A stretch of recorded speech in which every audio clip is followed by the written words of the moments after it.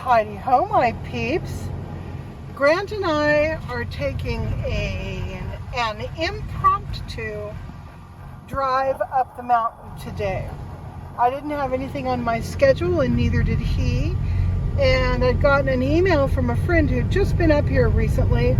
And I thought, you know what? I think it's time to revisit some old haunts and see how well they weathered the creek fire and last year's deluge of water. So we are heading up the Dinky Creek Road to the Rock Creek Road and down into an area that has a quarry, the Rock Creek Quarry.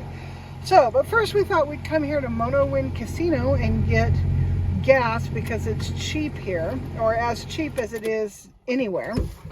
And so, yeah, we need gas, Grant says. So this is going to be our first stop. Okay, so I have Grant going into the little store where you pay for your gas. And I ordered 3 things. He's got his cookies and other crap that he eats back there. I wanted a bag of corn nuts, a bag of beef jerky, and a Diet 7-Up. So we'll see if he comes out with those things. Something about driving up to the mountains always makes me think of corn nuts and beef jerky and 7-Up. And I think that's because whenever my father took us up to the hills to fish or whatever the heck it was we would do up here, those were the things he would always have stocked in his glove compartment. So I think it's just sort of an homage to my dad that I want some of that junk food. Speaking of junk food, Ozempic stopped working for me last week. And I think the reason was because I hadn't gotten on the therapeutic dose yet because I couldn't get it. So yesterday I finally got my new prescription with the 1 milligram dose. Took it yesterday and I can already feel a difference. I can already feel hunger is really down. My energy's back up again. So I don't know. It was weird to take that stuff and have it not affect hunger and cravings. That was really weird and scary. So, corn nuts, beef jerky, and 7-Up notwithstanding, I'm feeling pretty good. So I'll keep you guys informed about how things go now that I'm on an actual real dose of the stuff. So anyway, that's where we are now. Okay, he found the beef jerky and the corn nuts. There was no 7-Up in a can. However, he did find some ginger ale, which is actually better because I think I prefer ginger ale to 7-Up, especially because I get car sick. So I think I'm going to drink a little bit right now. Well, we're heading up the mountain now.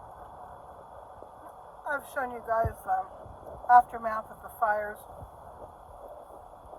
more than once, but it's such a beautiful, oh my gosh, a Valero station. That's where Christmas used to be. There used to be a big barn here and all kinds of stuff. They're rebuilding a little bit, but not like it was. And all along we've seen, like that house center screen, we've seen signs of people rebuilding. Although my guess is that a lot of these houses are not being rebuilt by their original owners, but they're people who bought the properties after the houses burned down and then are building, people wealthier than the ones that were up here originally. That's sort of my guess. Anyhow, it's just a whole lot of nothing for a while.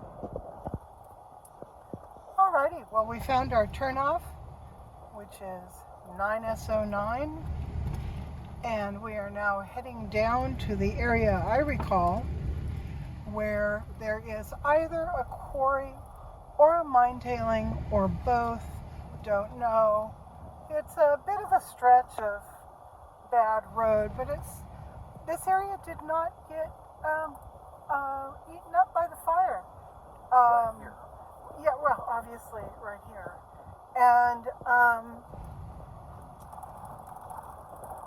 And we may enter some fire burned out areas, but this first section that we're heading down, now I believe we're going over what's called Cow Creek right here.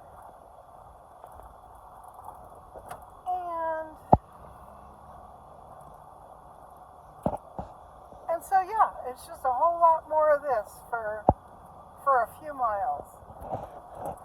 Even though this area didn't get burned, and maybe because it didn't get burned, there are a lot of slash piles of dry timber and stuff, like that the Forest Service has cut down, and I think they're really serious about making this area as fire-free as possible. So we're seeing a lot of these slash piles along the road here, which is good. You know, this isn't something that they've done a lot in recent years, but you know, things change, situations change. Okay, we found it. We went way up the road past it. It being the quarry. This is the quarry here. Cow Creek Quarry, as a matter of fact. And got a little bit of glare. See those dead trees? There is a ton of that up here. Anyway, Grant has gone off down that little spur to see what he can see. But this is what I remember. So we actually did find it, and I'm feeling so good about that. Okay, I'm actually out of the car and can give you a little bit better of a view of the quarry. I ended up with some of these pieces of rock years ago, and yeah, I enjoy it. Now you guys can't hear it, but right over that ridge of rock and down a very steep incline is a fairly fast-moving creek that's still making noise, even at the beginning of September. So I'm feeling so grateful. I'm going to turn this around. No, I'm not. I'm just going to switch camera, front back camera. Okay, I'm back at you. See if I can get into the shade a little bit more. Yeah, I'm feeling real grateful that we actually did make it, and now we can turn around. I would love to show you just how gnarly the road is that we took to get down here. I mean, very gnarly. However, it would cause the camera to shake so much it would give you guys upset stomachs, so I probably won't. I may film it, but I probably won't put it on this video. Now this is what a gimbal was made for. Yeah.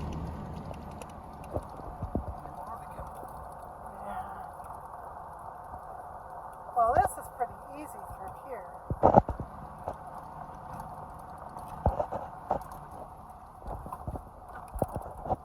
God dang it.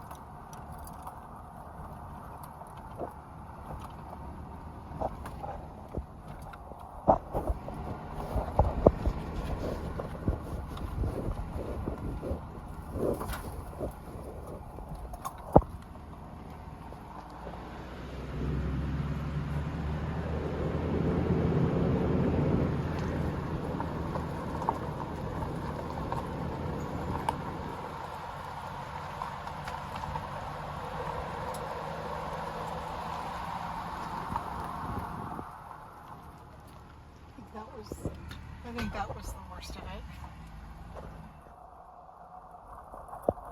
We're exploring another little spur road. This is called 9S09B. It is area they've been doing logging, I'm sure. There's slash piles and log decks along the way. Follow none right here. I'm going to buy myself a gimbal. It's just that simple. See out that way. A little clearing right there. Awfully pretty. So pretty. Coming up to another clearing. Campsite.